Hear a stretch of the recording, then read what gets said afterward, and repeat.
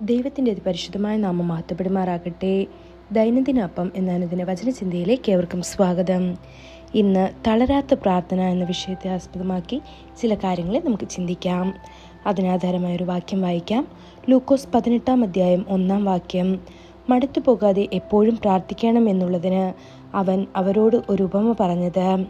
കർത്താവായ യേശുവിൻ്റെ ഈ ഉപമ ഒരു വിധവയെക്കുറിച്ചായിരുന്നു. വഴങ്ങാത്ത പ്രാർത്ഥനയുടെ ശക്തമായ ഉദാഹരണമാണ് അവളുടെ കഥ. അവളുടെ എതിരാളികൾക്കെതിരെ നീതി ആവശ്യപ്പെട്ട് അവൾ അവളുടെ പട്ടണത്തിലെ ന്യായാധിപതിയുടെ അടുക്കൽ വന്നു. പക്ഷേ അവൾ അവിടെ നിന്നില്ല. അവൾ തിരിച്ചു വന്ന് അവളുടെ അപേക്ഷ സമർപ്പിച്ചു. സ്ഥിരതയോടെയും ഹൃദയം നഷ്ടപ്പെടുത്താതെയും അവളുടെ സ്ഥിരോത്സാഹം ന്യായാധിപനൊരു ഭാരമായി. ഒടുവിൽ അവൻ സ്വയം പറഞ്ഞു, ഈ വിധവ എന്നെ ബുദ്ധിമുട്ടിക്കുന്നതിനാൽ ഞാൻ അവളോട് പ്രതികാരം ചെയ്യും. അവളുടെ തുടർച്ചയായ വരവിലൂടെ അവൾ എന്നെ ക്ഷീണിപ്പിക്കും എന്ന് ഇത് ലൂക്കോസ് 18 അധ്യായം 5 വാക്യത്തിൽ കാണാൻ സാധിക്കുന്നു. പലപ്പോഴും പ്രാർത്ഥനയുടെ സമയത്ത് സാത്താൻ നിരുത്സാഹപ്പെടുത്തുന്നു. അവൻ ഭയവും സംശയവും അവിശ്വാസവും ഇളക്കിവിടുന്നു. ഒരു വിധവ എത്രത്തോളം നിരുത്സാഹപ്പെട്ടുമെന്ന് സങ്കല്പിക്കുക. സ്ത്രീകളെ ബലഹീന പാത്രമായി കണക്കാക്കിയാൽ ഒരു വിധവ എത്രത്തോളം ദുർബലനാകും. എന്നിട്ടും ഈ വിധവയ്ക്ക് ഉറച്ചതും അചഞ്ചലവുമായ വിശ്വാസമുണ്ടായിരുന്നു. അവൾ നിരാശനാകാൻ വിസമ്മതിച്ചു. അവൾ ദൈവത്തിൻ്റെ വാഗ്ദത്തത്തിൽ ആശ്രയിച്ചുവെന്ന് ഞാൻ വിശ്വസിക്കുന്നു. അവൻ ബലഹീനതർക്ക് ശക്തി നൽകുന്നു, അല്ലാത്തവർക്ക് അവൻ ശക്തി വർദ്ധിപ്പിക്കുന്നു എന്ന് യെശയ്യാവ് 40 അധ്യായം 29 വാക്യത്തിൽ പറയപ്പെടുന്നു. നിരുത്സാഹത്തിൻ്റെ ആത്മാവിനെ ധൈര്യത്തിൻ്റെ ആത്മാവിനാൽ മാത്രമേ മറികടക്കാൻ കഴിയൂ. അതുകൊണ്ടാണ് ദാവീദ് പോലും പ്രാർത്ഥിച്ചത്, നിങ്ങളുടെ ഉദാരമനസ്കതയാൽ എന്നെ ഉയർത്തിപ്പിടിക്കുക എന്ന്.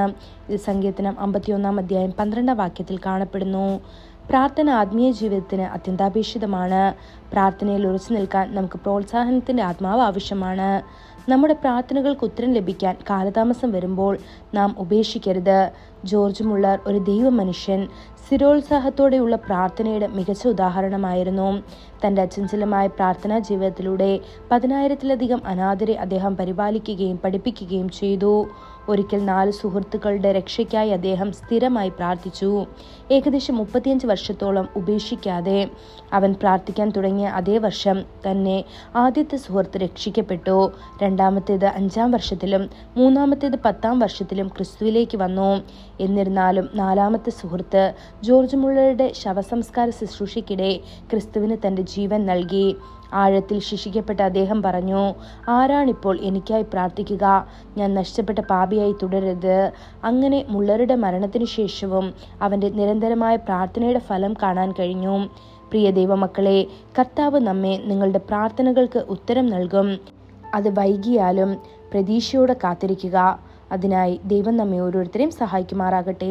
കൂടുതൽ ധ്യാനത്തിനുള്ള വാക്യം ലൂക്കോസ് 18 അധ്യായം 7 വാക്യം.